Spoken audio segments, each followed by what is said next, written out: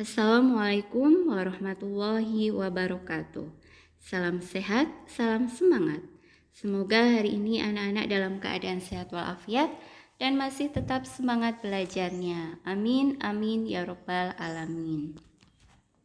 Bersama dengan Ibu Tri Lestari, pada hari ini anak-anak akan mempelajari tema 2, persatuan dalam perbedaan, subtema 2, bekerja sama mencapai tujuan, untuk pembelajaran yang kelima. Pada pertemuan hari ini, anak-anak akan mempelajari muatan pelajaran IPS dan SBDP. Untuk muatan pelajaran IPS, anak-anak diharapkan dapat menjelaskan upaya bangsa Indonesia dalam mempertahankan kemerdekaan. Untuk muatan pelajaran SBDP, anak-anak diharapkan dapat memperagakan gerakan tari indang. Siap belajar ya anak-anak? Mari kita mulai untuk muatan pelajaran IPS, upaya bangsa Indonesia mempertahankan kemerdekaan. Anak-anak masih ingat ya, kemerdekaan Indonesia diproklamasikan pada tanggal 17 Agustus 1945 oleh Insinyur Soekarno atas nama bangsa Indonesia. Perlu anak-anak ketahui bahwa setelah Indonesia memproklamasikan kemerdekaannya, negara-negara yang pernah menjajah Indonesia ingin menguasai kembali bangsa Indonesia. Oleh karena itu, seluruh rakyat Indonesia berupaya keras untuk mempertahankan kemerdekaan Indonesia.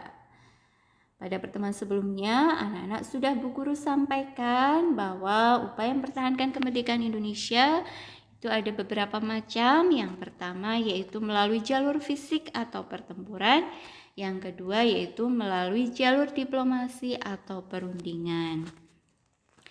Pada pertemuan sebelumnya, anak-anak sudah mempelajari tentang upaya mempertahankan kemerdekaan melalui jalur fisik atau pertempuran.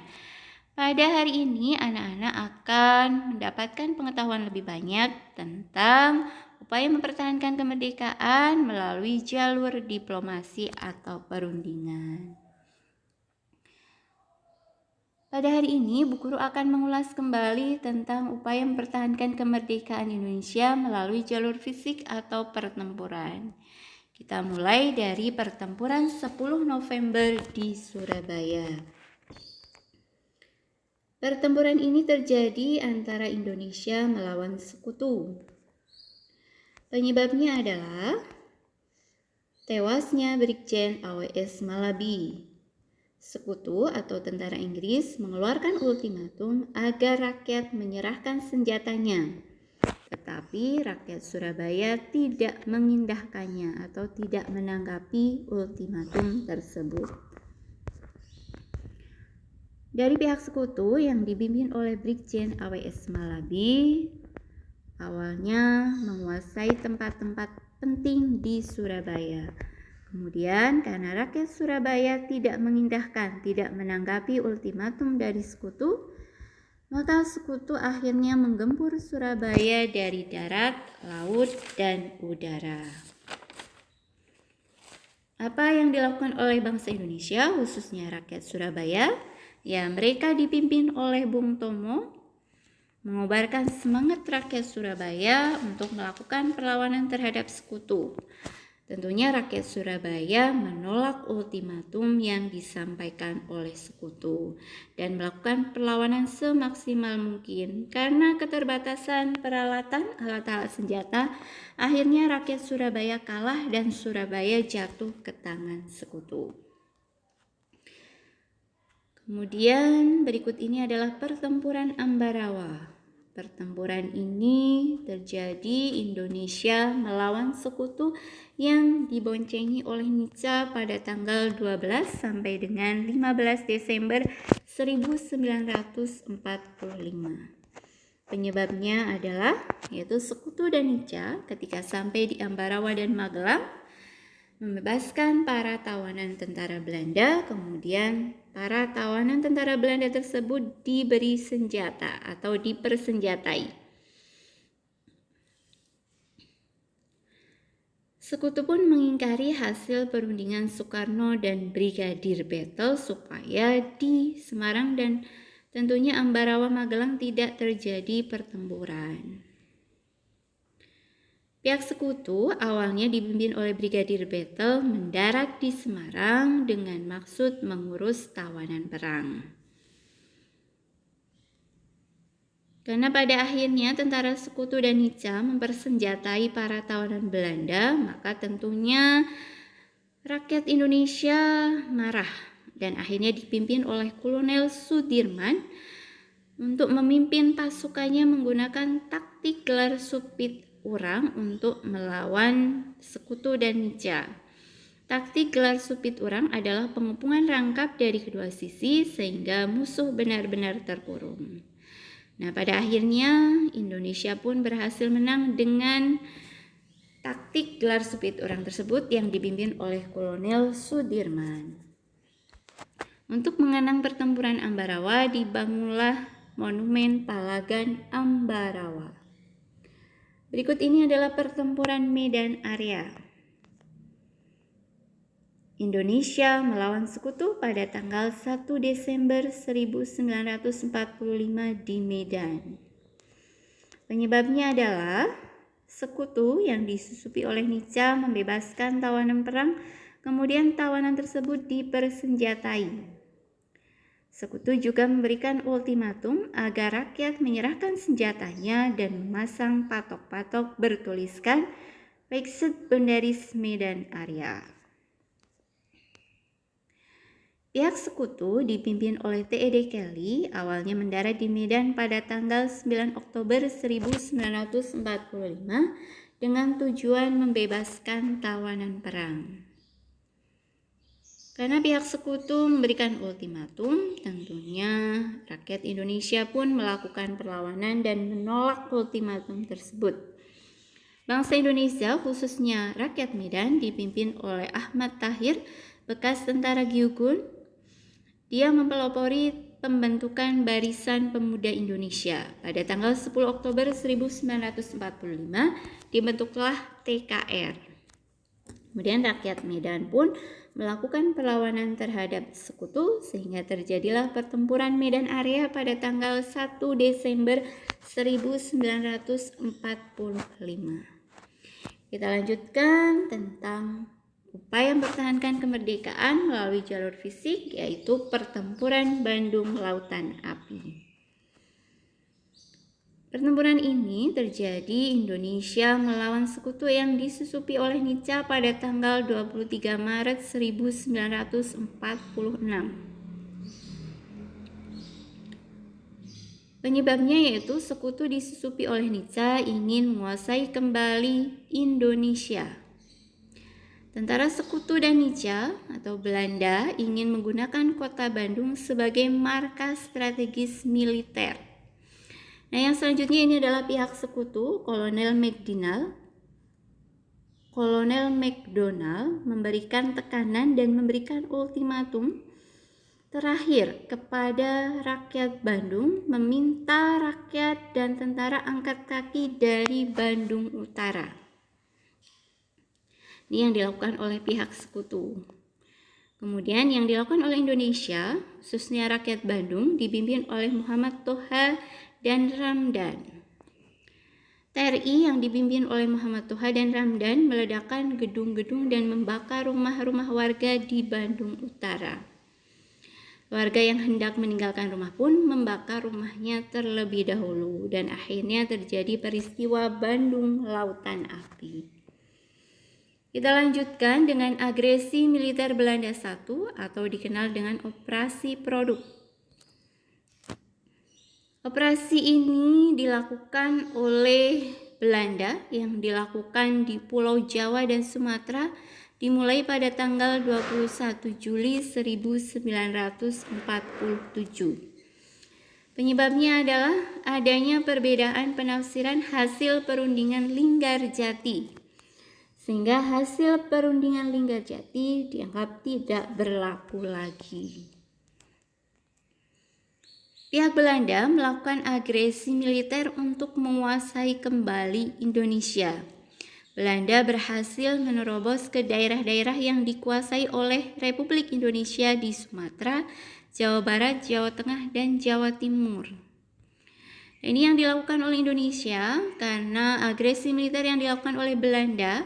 Secara resmi Indonesia mengadukan agresi militer yang dilakukan oleh Belanda ke PBB karena agresi militer tersebut dinilai memang melanggar hasil Perjanjian Linggarjati yang sudah disepakati oleh Indonesia dan Belanda. Kita lanjutkan dengan agresi militer Belanda II atau dikenal dengan Operasi Gagap. Operasi militer yang dilakukan oleh Belanda pada tanggal 19 Desember 1948. Penyebabnya yaitu tentunya Belanda masih ingin menguasai kembali bangsa Indonesia. Pihak Belanda melakukan penyerangan ibu kota Indonesia di Yogyakarta dengan menurunkan pasukan terjun payung. Pihak Belanda juga melakukan penculikan terhadap tokoh pemerintahan Indonesia seperti Soekarno, Hatta, dan lainnya.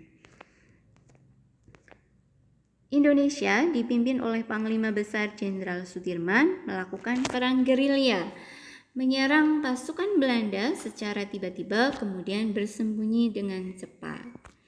Hal ini menyebabkan pihak Belanda hanya bisa menguasai daerah perkotaan. Nah, itu tadi yang Bu Guru sampaikan berkaitan dengan upaya mempertahankan kemerdekaan Indonesia melalui jalur fisik. Yang selanjutnya, Bu Guru akan membahas upaya mempertahankan kemerdekaan Indonesia melalui jalur diplomasi atau perundingan. Yang pertama yaitu perundingan Linggarjati. Perundingan Linggarjati dilakukan Indonesia dengan Belanda di Linggarjati, Jawa Barat. Itu dilakukan pada tanggal 11 November 1946 sampai dengan 25 Maret 1947. Dengan hasil perundingannya adalah yang pertama, Belanda mengakui secara de facto wilayah Republik Indonesia yaitu Jawa, Sumatera, dan Madura. Kemudian yang kedua, Belanda harus meninggalkan wilayah RI paling lambat tanggal 1 Januari 1949. Yang ketiga, pihak Belanda dan Indonesia sepakat membentuk Negara Republik Indonesia Serikat atau RIS. Yang keempat, dalam bentuk RIS, Indonesia harus tergabung dalam Persemakmuran Indonesia Belanda. Tapi hasil perundingan ini dilanggar oleh Belanda, yang akhirnya Belanda melakukan agresi militer Belanda yang pertama. Kita lanjutkan dengan Perjanjian Renville, dilakukan oleh Indonesia dengan Belanda di atas kapal perang Amerika Serikat USS Renville yang berlabuh di Pelabuhan Tanjung Priok, Jakarta. Ini dilaksanakan pada tanggal 8 Desember 1947 sampai dengan 17 Januari 1948. Hasil perundingan atau hasil perjanjian Renville. Yang pertama, Belanda hanya mengakui Jawa Tengah, Yogyakarta, dan Sumatera sebagai bagian wilayah Republik Indonesia. Yang kedua, disetujuinya sebuah garis yang memisahkan wilayah Indonesia dan daerah pendudukan Belanda.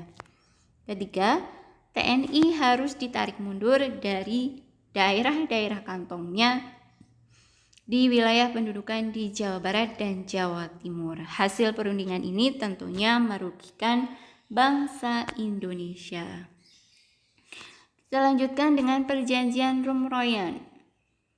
Perjanjian ini dilakukan Indonesia dengan Belanda di Hotel Des Indes, Jakarta.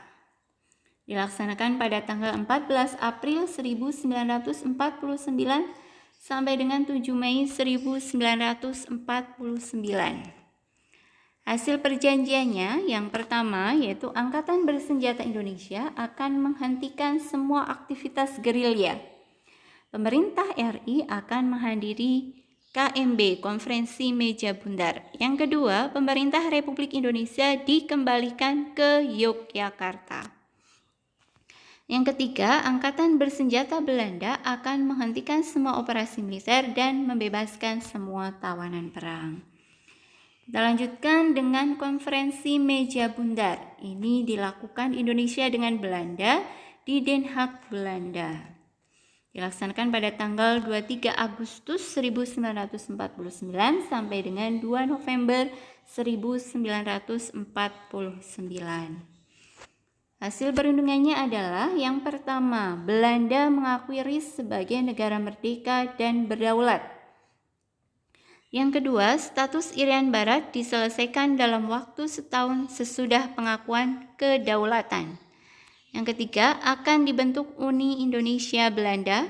Yang keempat, RIS mengembalikan hak milik Belanda dan memberikan hak konsesi dan izin baru untuk perusahaan-perusahaan Belanda. Yang kelima, pengambil alihan utang Belanda oleh Republik Indonesia Serikat. Nah, Bu Guru sudah menyampaikan upaya mempertahankan kemerdekaan Indonesia melalui jalur diplomasi atau perundingan. Untuk selanjutnya, silahkan anak-anak selesaikan tugas IPS berikut ini. Bacalah kembali materi tentang upaya bangsa Indonesia mempertahankan kemerdekaan. Kemudian, buatlah mind mapping salah satu upaya mempertahankan kemerdekaan Indonesia melalui jalur diplomasi. Satu saja ya, anak-anak. Paham ya? Selamat menyelesaikan tugas IPS hari ini. Kemudian kita lanjutkan untuk muatan pelajaran SPDP tentang gerakan tari indang. Bu Guru menampilkan ini beberapa gerakan tari indang. Anak-anak bisa membacanya di buku paket tema 2, subtema 2, pembelajaran ke-5. Anak-anak juga bisa membacanya di buku referensi lain yang anak-anak punya. Silakan anak-anak bisa memperhatikan gerakannya, bisa mencoba untuk mempraktikannya. Nah, yang lebih baik lagi, anak-anak pelajari kembali gerakan tari indang pada video yang sudah pernah Bu Guru kirimkan. Silakan anak-anak buka kembali, kemudian pelajari videonya, dipraktikkan, berlatihlah gerakan tari indang secara rutin dan sungguh-sungguh. Bagi yang pada pertemuan sebelumnya belum mengumpulkan foto, ya. Bagi yang kemarin belum mengumpulkan foto ketika sedang latihan disertai keterangannya, bisa dikirim hari ini. Kemudian pada akhir tema 2, anak-anak nanti akan ada tugas menampilkan tari indang secara individu dengan iringan musik. Untuk hari ini, silahkan anak-anak kembali berlatih gerakan-gerakan tari indang dengan sungguh-sungguh. Ingat ya, bagi yang kemarin belum mengumpulkan foto, ketika anak-anak sedang berlatih, silahkan anak-anak bisa mengirimkannya hari ini. Demikian materi yang bisa Guru sampaikan. Terima kasih, selamat belajar, semangat terus belajarnya, sukses untuk kalian semua. Utari akhiri, wassalamualaikum warahmatullahi wabarakatuh.